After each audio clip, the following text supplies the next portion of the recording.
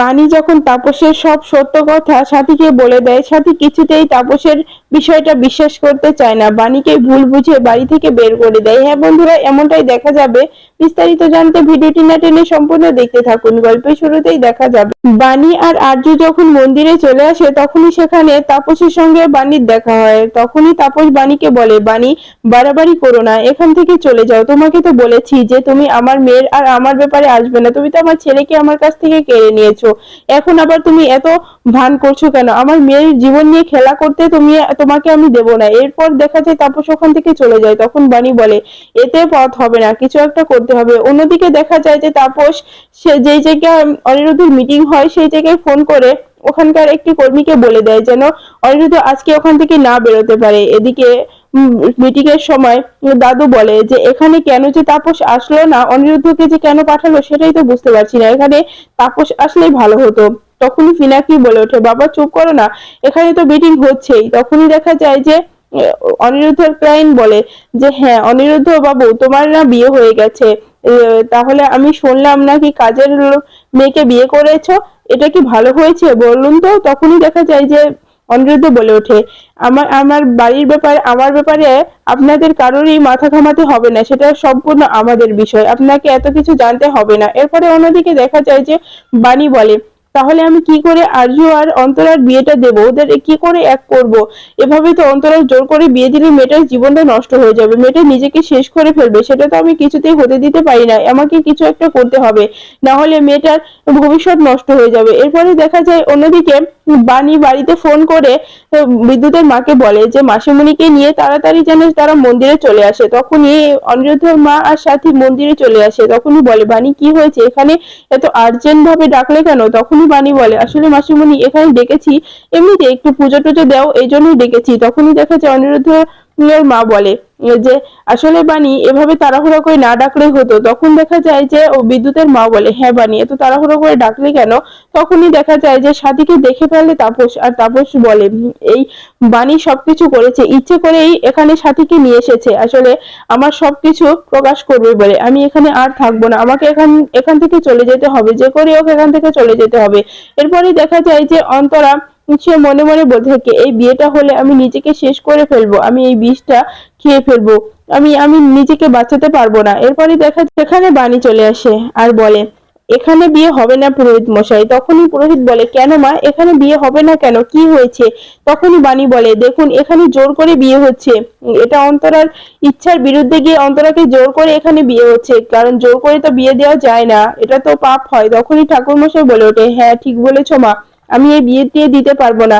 হ্যাঁ মা তুমি বলো তো, জোর করে তোমার বিয়ে হচ্ছে? তখন অন্তরা বলে ওঠে, হ্যাঁ হ্যাঁ ঠাকুর মশাই, আমাকে জোর করে বিয়ে দেওয়া হচ্ছে, আমি এই বিয়ে করতে চাই না, আমার বাবা মা আমাকে জোর করে এই ছেলেটার সঙ্গে বিয়ে দিচ্ছে, আমি অন্য একজনকে ভালোবাসি। সেখানে তখনই কাবেরী চলে আসে আর বলে, মিথ্যা কথা, ঠাকুর মশাই আপনি বিয়ে পড়ান, এই মেয়েটার কথাই জানতে হবে না, আমি মেয়ের মা হয়ে বলছি এই বিয়েটা হতে হবে। তখনই দেখা যায় যে অন্তরা বলে ওঠে, না আমি বিয়ে করতে চাই না, আমি এই ছেলেকে বিয়ে করব না, আমি যদি বিয়ে করি তাহলে আমি এই আর্যকেই করব, আর্যকে না ছাড়া আমি কাউকে বিয়ে করব না। তখনই আর্য বলে ওঠে, হ্যাঁ ঠাকুর মশাই, আমরা দুজন দুজনকে খুব ভালোবাসি, আসলে ওর মা বাবা ওকে জোর করে নিয়ে এসে এখানে বিয়ে দিচ্ছে, ওর বিরুদ্ধে নিয়ে গিয়ে এটা বিয়ে দিচ্ছে। তখনই দেখা যায় যে অন্তরা বলে ওঠে, আমি এই বিয়ে করতে চাই না, তুমি কিছু একটা করো না বৌদি, আমি এরকম ভাবে এরকম অন্য কারোর সুখে হতে পারি না, তুমি কিছু একটা করো, না হলে কিন্তু আমার হাতে কিছুই করার থাকবে না, আমি নিজেকে শেষ করে ফেলবো।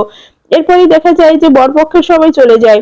তখনই বাণী বলে ওঠে, দেখো এবার বাড়িতে চলো। তখনই অন্তরা বলে, আমি এভাবে বাড়িতে যেতে পারবো না। তখনই আর্য বলে ওঠে, বাণী দিদি, ও যদি এবার বাড়িতে চলে যায় তাহলে কিন্তু আর আমি অন্তরার সঙ্গে দেখা করতে পারবো না, কারণ অন্তরার বাবা আমার সঙ্গে কখনোই অন্তরার দেখা করতে দেবে না। তখনই অন্তরা বলে ওঠে, হ্যাঁ বৌদি, আমি যদি বাড়িতে চলে যাই তাহলে বাবা আবারও জোর করে আমাকে বিয়ে দিয়ে দেবে, কারণ বারবার তো আমি তোমাকে ফোন করতে পারবো না, তুমি এসে আমাকে বাঁচাতে পারবে না।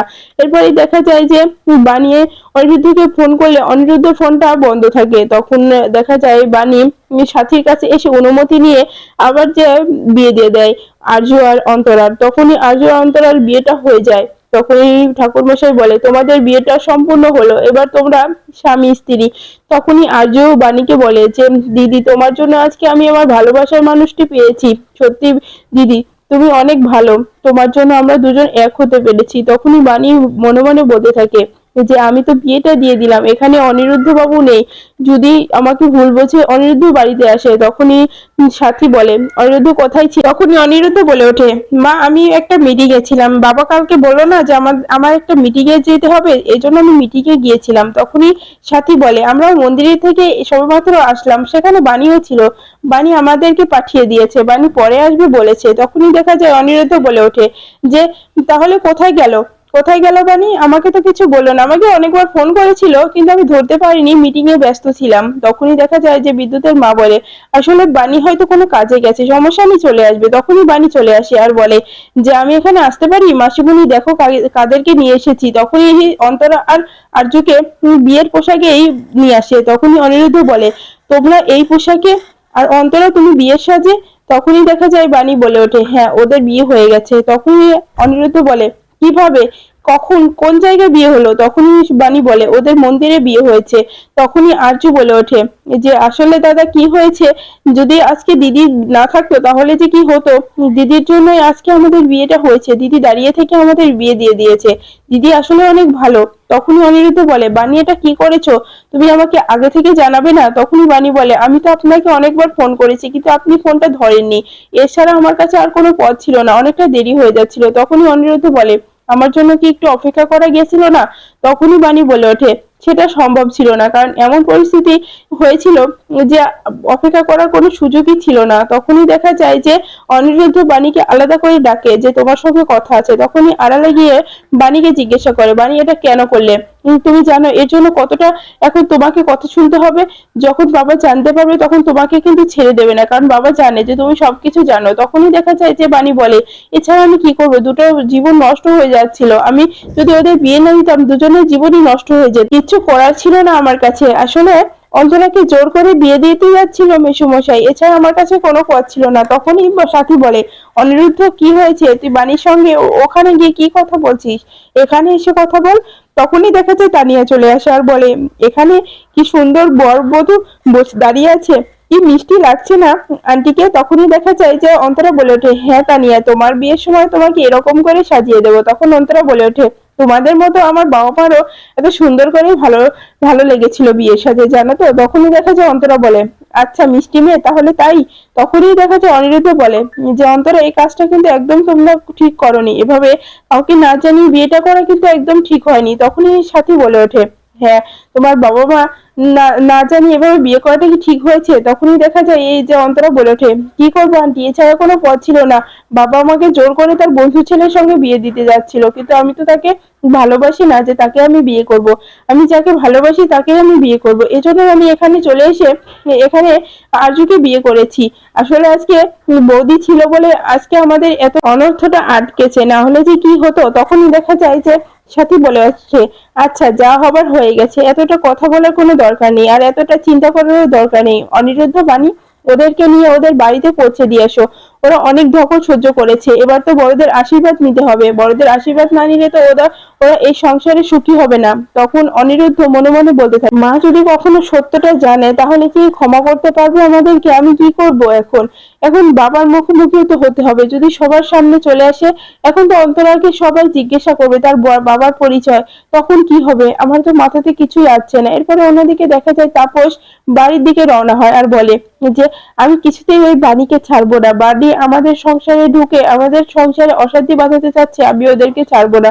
এরপর অন্যদিকে দেখা যায় যে আরজু আর অন্তরাকে নিয়ে যখন বাণী আর অনিরুদ্ধ নিচে নেমে আসে তখন সেখানে নয়নতারার সঙ্গে দেখা হয়ে যায়। আরজুকে দেখে বলে যে আরজু তুমি এখানে? দাদু ভাই এখানে বিয়ের পোশাকে কি হয়েছে দাদু ভাই? আমাকে তো তোমার বাবা কিছু বললো না, আমি এতটাই পর হয়ে গেছি তোমার বাবার কাছে যে তোমাকে বিয়ে দিয়ে দিল, আমাকে একবারও বললো না, আর উপরে কেন গিয়েছিলে? তখনই দেখা যায় যে আর্য বলে ওঠে যে উপরে গিয়েছিলাম একটু দরকার ছিল। তখন বাণী বলে আসলে আমি ওনাদেরকে বিয়ে দিয়েছি, ওর বাবা মা কেউই জানে না। এরপরে দেখা যায় যে দাদু বলে ওঠে তোমার মতোই কাজ করলে, তুমি যেভাবে জোর করে অনিরুদ্ধের ঘাড়ে চিপেছো এভাবে এই মেয়েটাকেও ওর ঘাড়ে চাপিয়ে দিলে। আর এই যে ছেলে তুমি বলো কাকে বিয়ে করেছো, তার বংশ পরিচয় কি, না বাবার মতোই ভুল কাজ করে বাড়িতে ফিরেছো?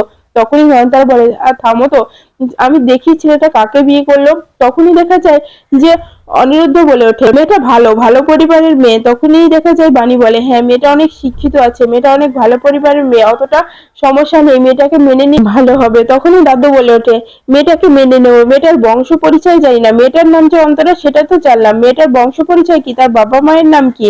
তখনই অন্তরা বলে ওঠে সবার সামনে যে আমার বাবা তাপস চ্যাটার্জি। নামটা শুনে সবাই অবাক হয়ে যায়। তখনই দেখা যায় যে সাথীও এসে শুনে ফেলে। তখনই সাথী বলে, এটা কি হচ্ছে? তখনই অনিরুদ্ধ বলে ওঠে, হ্যাঁ হ্যাঁ মা, আমি যেটা বলছি এটা সত্য কথা, বাবার আরেকটি সন্তান হলো অন্তরা, বাবার আরেকটি পরিবার আছে। তখন বাণী বলে ওঠে, হ্যাঁ মাসিমণি, তার মেসোমশাইয়ের অন্য একটা সংসার আছে, কাবেরী। কাবেরী মাসিমণিকে বিয়ে করেছে। আমি এই কথা আপনাকে আগে থেকে বলতে চেয়েছিলাম, কিন্তু আপনি এতটাই বিশ্বাস করেন মেসোমশাইকে যে আপনাকে যদি এসব কথা বলতাম তাহলে আপনি কিছুতেই বিশ্বাস করতেন না, এজন্য আমি আপনাকে বলিনি। কিন্তু অন্তরা তো এখন বড় হয়ে গেছে, অন্তরা তো এখন বিয়ে দিতে হবে, ওর বাবার পরিচয় তো এখন ওকে দিতেই হবে। এই জন্যই মেসোমশাই ওকে অন্য কারোর সঙ্গে বিয়ে দিতে চাচ্ছিল না, ওর পরিচিত মানুষের সঙ্গে বিয়ে দিতে চাচ্ছিল। তখনই দেখা যায় যে সাথী বলে ওঠে যে এটা আমি বিশ্বাস করি না, আমি কিছুতেই বিশ্বাস করি না যে তাপস এরকম একটা কাজ করে। আসলে তোমরা সবাই আমাকে ভুল বুঝাচ্ছ, তাপস আমার কাছে ঠাকুরের মতো, ওকে আমি কখনোই অবিশ্বাস করতে পারবো না, আমি ওকে খুব ভালোবাসি। আর তোমরা যা বলছো তার কোনো প্রমাণ নেই, তোমরা এখান থেকে চলে যাও। তখনই দেখা যায় অনিরুদ্ধ বাণীকে বলে ওঠে, বাণী উপরে যাও। তখনই সাথী বলে, না বাণী উপরে যাবে না, বাণী আমার ঘরের চোখ আর পেরোতে পারবে না, ও আমার স্বামীকে নিয়ে এত বড় নোংরা একটা কথা বললো, আমি তো ওকে আর কখনো মেনে নেব না, ও আমার বাড়িতে আর কোনো জায়গা পাবে না, তুই ওর সঙ্গে কোনো সম্পর্ক রাখবি না। তখনই অনিরুদ্ধ বলে, মা তুমি কি বলছো এইসব, তুমি এটা বলতে পারো না মা। তখনই সাথী বলে ওঠে, হ্যাঁ অনিরুদ্ধ, আজকে তোমাকে বেছে নিতে হবে, হয় তুমি বাণীর সঙ্গে থাকবে, নয় তুমি আমার সঙ্গে থাকবে। তুমি তুমি যাকে খুশি তাকে মেনে নেবে, কিন্তু আমি ওই মেয়েটাকে আর আমি আমার বাড়ির বউ হিসেবে কখনোই মানতে পারবো না।